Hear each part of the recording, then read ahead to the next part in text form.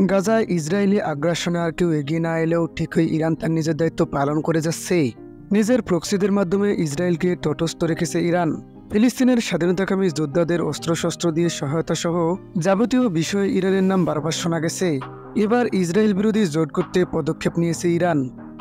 ধর্মীয় উৎসবের মধ্যে ইসরায়েলের হামলা থেমে নেই। গাজা কিংবা লেবানন কোথাও না কোথাও বিমান হামলা অব্যাহত রেখেছে তেল আবিব। কিন্তু মুসলিম বিশ্ব চেয়ে দেখছে নিজ নিজ দেশে উৎসব পালন করলেও ফিলিস্তিনে মুসলিম ভাই বোনদের এমন পরিস্থিতি নিয়ে মুসলিম বিশ্বের খুব একটা মাথা ব্যথা নেই। তবে এবার ইসরায়েলকে চাপে ফেলতে অন্য মুসলিম দেশগুলোর সঙ্গে জোট করতে চাইছে ইরান। দেশটির রাষ্ট্রীয় সংবাদ মাধ্যম ইরিনার বরাতে এমন খবর প্রকাশ করেছেন জেরুজালেম পোস্ট। বলা হচ্ছে, বিভিন্ন দেশের পররাষ্ট্রমন্ত্রীরা একজোট হচ্ছে না, তাদের নেতৃত্ব দিচ্ছেন ইরান। ইসরায়েলকে চাপে ফেলতে মুসলিম দেশের শীর্ষ কূটনীতিকরা একাট্টা হচ্ছেন।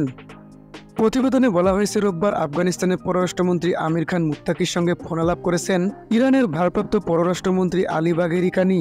তারা যুদ্ধবিধ্বস্ত গাজা নিয়ে আলোচনা করেছেন।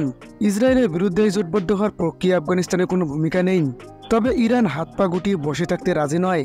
ইরানের এই শীর্ষ কূটনৈতিক ইসলামী দেশগুলোর যৌথ পদক্ষেপের আহ্বান জানিয়েছেন। বিশেষ করে ইসলামিক কোঅপারেশন অর্গানাইজেশন ওআইসির ফ্রেমওয়ার্কের ভেতর থেকে গাজা অপরাধ বন্ধে ইহুদিবাদী সরকারের উপর চাপ বাড়াতে চায় ইরান। রোববার দেশটির পররাষ্ট্র মন্ত্রণালয়ের মুখপাত্র নাসের কানানি বলেছেন, মধ্যপ্রাচ্যের টেকসই নিরাপত্তা প্রতিষ্ঠাতায় গঠনমূলক ভূমিকা পালন করবে তেহরান। শুধু মুসলিম বিশ্বই একজোট করাই নয়, হেলিকপ্টার বিধ্বস্তে নিহত হওয়া ইরানের প্রয়াত পররাষ্ট্রমন্ত্রী আমির আবদুল্লাহিয়ানের অসমাপ্ত কাজ করে যাচ্ছেন বাঘেরি কানি।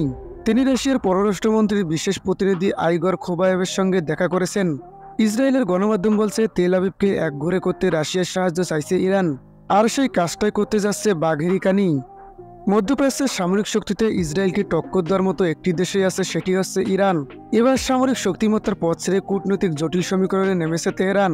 এই মিশনে সফল হলে ইরানের অর্জন হবে অনেক, আর আখেরে লাভবান হবেন মুসলিম বিশ্ব। কেননা মধ্যপ্রাচ্যে স্থায়ী শান্তি ছাড়া মুসলিম বিশ্বেও শান্তি আসবে না।